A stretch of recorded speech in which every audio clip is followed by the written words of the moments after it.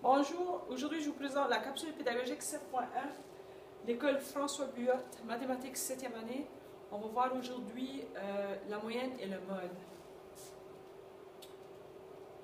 La moyenne et le mode, c'est des mesures de tendance centrale. À mesure qu'on va avancer dans le module, vous allez plus comprendre c'est quoi une mesure de tendance centrale.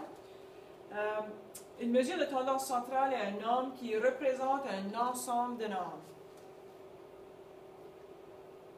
La moyenne, vous avez certainement entendu parler de la moyenne.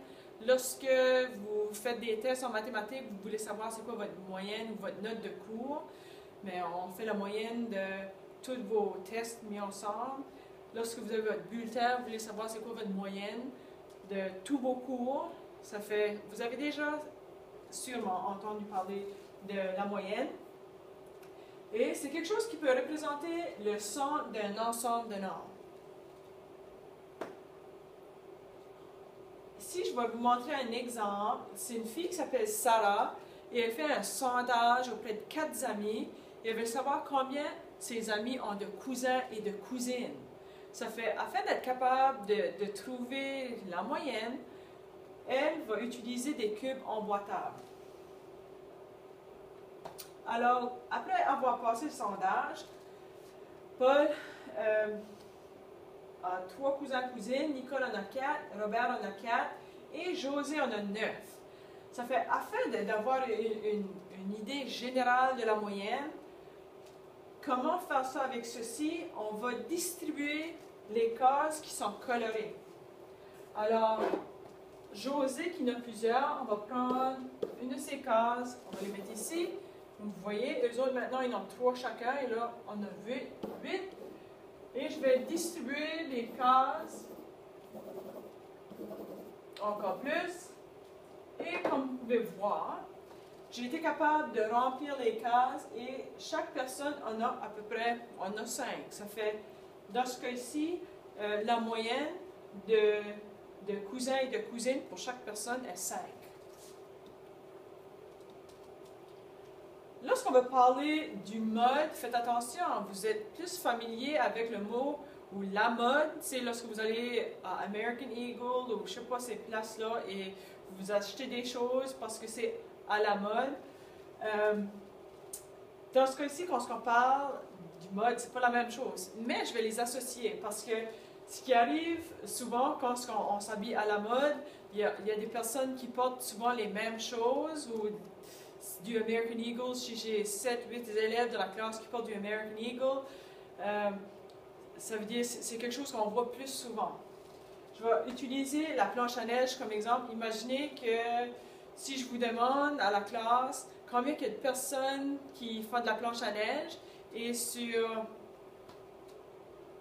25 personnes, il y en a au moins 10 qui font la planche à neige. Alors, c'est ça qui apparaîtrait le plus souvent, alors ça serait le mode. On a une situation ici, et maintenant je vais faire associer la moyenne et le mode.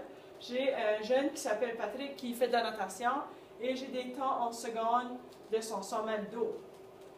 Lorsque je vais trouver la moyenne de plusieurs choses, premièrement, je vais faire la somme des temps, dans ce cas ici. Si vous voulez trouver la moyenne de votre bulletin, vous faites la somme de toutes vos notes de cours, mais dans ce cas ici, c'est la somme des temps. Par la suite, je vais diviser ça par 9, parce que j'ai 1, 2, 3, 4, 5, 6, 7, 8, 9 temps. Alors, je vais prendre la somme, je vais le diviser par 9, et ça me donne 118,8 périodiques secondes. Ça fait, je vais faire une... je vais